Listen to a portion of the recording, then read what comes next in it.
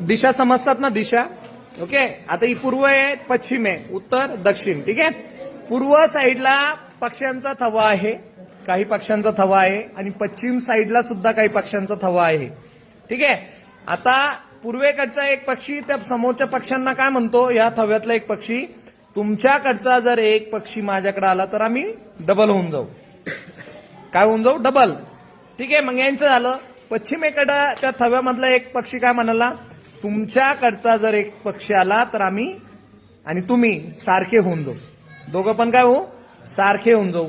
मग पूर्वेला किती पक्ष्यांचा थवा असेल आणि पश्चिमेला किती पक्ष्यांचा थवा असेल?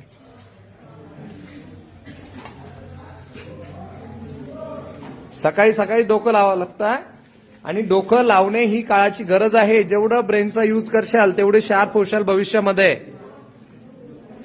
तुम्हाला जागेवर आणण्यासाठी या प्रश्नांचा भडीमार करावा लागतो. तुमची बुद्धी चालवण्यासाठी या प्रश्नांचा भडीमार करावा लागतो. अच्छा, लावली टॅली? किरण, सोहम, रोहित, दीपकचा पण हात खालीवर होतोय. अक्षयला पण टेन्शन आलेलं आहे काय म्हणून. चला बघूयात. हा तू सांग सोम. उभा राहा.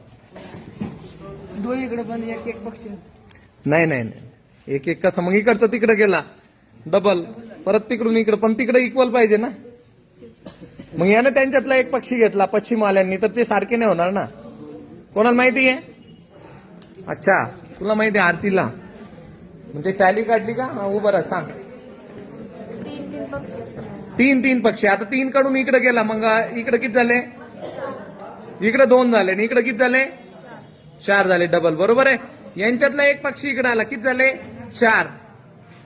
3 इकडे आहेत, मग त्यांच्यातला एक पक्षी घेतला, किती झाले? 4. इकडे सारखे पाहिजे ना. मग म्हणजे पश्चिमवाल्यांनी यांच्यातून एक पक्षी घेतला तर सारखे होतील, आणि पूर्ववाल्यांनी एक पक्षी घेतला तर डबल होतील. अच्छा पवन. पूर्वेला 3, पश्चिमेला 1. पश्चिमेला 1. मग इकडे जर आले समजा पूर्ववाल्यांनी पश्चिमकडून घेतला तर इकडे काहीच उरत नाही, डबल होतात. नीट समजावून घ्या स्वतःला. ठीक आहे. याचं उत्तर मी तुम्हाला सांगणार आहे, पण हे व्हिडिओ बघणारे कोण कोण उत्तर देतात चेक करूयात.